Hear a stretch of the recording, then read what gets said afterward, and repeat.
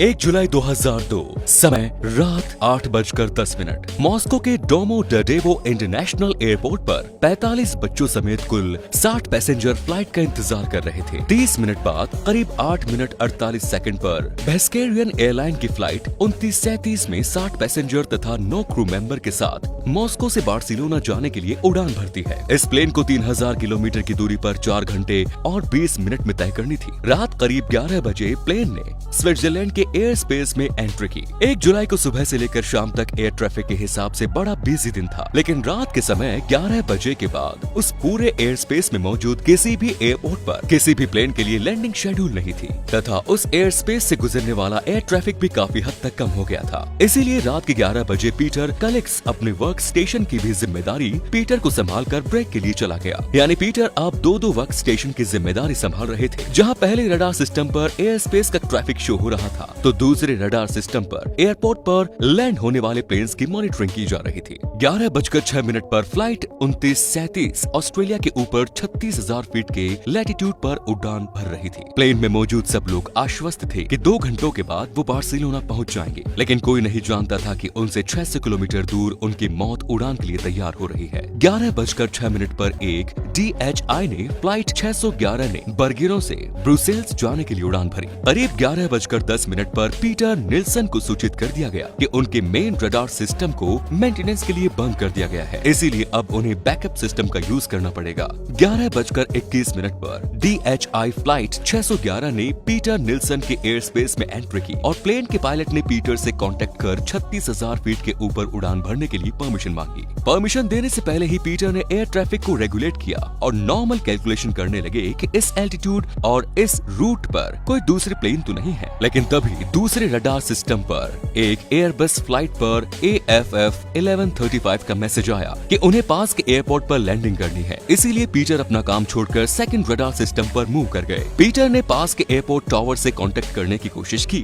लेकिन उनका phone work station पर मेंटेनेंस प्रोग्राम के चलते काम नहीं कर रहा था। फर्स्ट रडार सिस्टम पर आने के बाद पीटर ने DHI फ्लाइट को 36,000 फीट के एल्टीट्यूड पर उड़ान भरने के लिए मंजूरी दे दी और वापस पास के एयरपोर्ट टावर से कांटेक्ट करने की कोशिश करने लगे। घटना से करीब 2 मिनट पहले DHI फ्लाइट को 36,000 फुट पर उड़ान भरने की मंजूरी मिलने के बाद उन्होंने अपना एल्टीट्यूड 36,000 फीट कर दिया। उधर दूसरी फ्लाइट 2937 जो बार्सिलोना जा रही थी, वो भी 36,000 फीट की ऊंचाई पर ही उड़ान भर रही थी। यानी घटना से 2 मिनट पहले दोनों प्लेन सेम एल्टीट्यूड पर एक दूसरे से 44 किलोमीटर की दूरी पर थे और साउंड की स्पीड से भी तेज स्पीड से एक दूसरे की तरफ आ रहे थे। यहाँ समस्या ये बात थी कि दोनों प्लेन का एयर रूट क्रॉस कर रहा था, यानी जिस स्पीड से दोनों प्लेन चल रहे थे उसके अकॉर्डिंग स्विट्जरलैंड में दोनों प्लेन आपस में टकरा सकते थे। घटना से करीब 43 सेकंड पहले एयर ट्रैफिक कंट्रोलर को इसकी स्थिति की गंभीरता का एहसास हुआ और उसने तुरंत फ्लाइट 2937 से कांटेक्ट कर पायलट को तुरंत ही परफॉर्म करने के लिए कहा।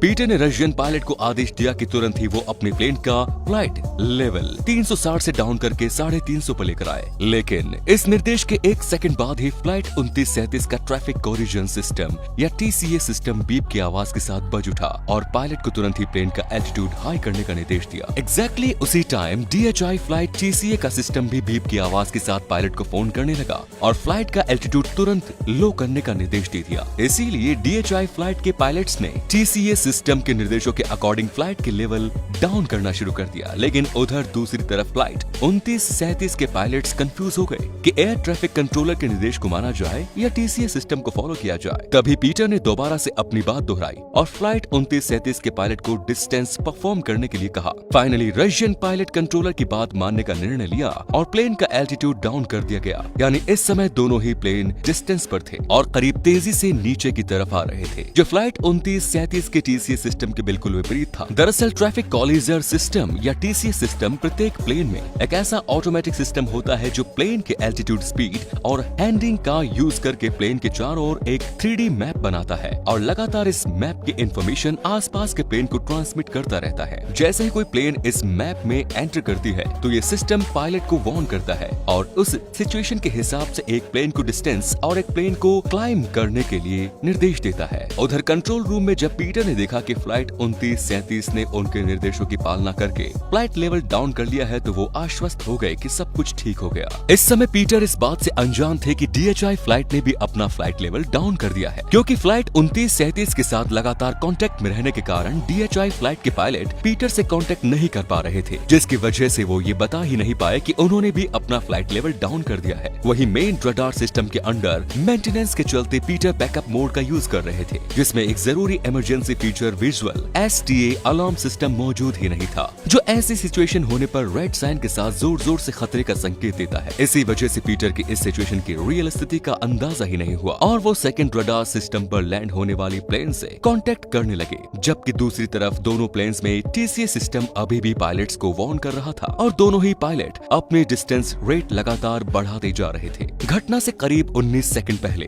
पीटर ने एक बार दोबारा से फ्लाइट 2937 से कांटेक्ट किया और उन्होंने बताया कि DHI फ्लाइट उनके राइट हैंड साइड से आ रही है, जबकि DHI प्लेन असल में उनके लेफ्ट साइड से आ रही थी। इसीलिए जब रशियन पायलट ने अपने विंडो से राइट साइड में देखा तो उन्हें कोई भी प्लेन आता हुआ दिखाई नहीं दिया। लेकिन घटना से 3 सेकंड पहले अचानक रशियन क्रू का ध्यान प्लेन की लेफ्ट साइड में गया तो उन्हें DHI फ्लाइट आती हुई दिखाई दी और पायलट ने तुरंत ही प्लेन को ऊपर ले जाने का पूरा प्रयास किया, लेकिन अचानक से नीचे जाती हुई प्लेन को मात्र 2 से 3 सेकंड में ऊपर ले जाना इम्पॉसिबल था। इसीलिए 2 सेकंड बाद ठीक 11:35 और 32 सेकंड और 34,890 फीट के एल्टीट्यूड पर जर्मनी के ऊपर DHI फ्लाइट 2937 को चीरते हुए आगे निकल गई। इस टक्कर की वजह से फ्लाइट 2937 4 टुकड़ों में टूटकर अलग हो गई और प्लेन का आगे वाला हिस्सा सीधे वर्टिकली जमीन से टकरा गया, जबकि प्लेन का पीछे वाला हिस्सा हवा में स्पिन करते हुए कुछ सेकंड बाद जमीन पर गिर गया। ये टक्कर इतनी भयानक थी कि फ्लाइट 2937 में मौजूद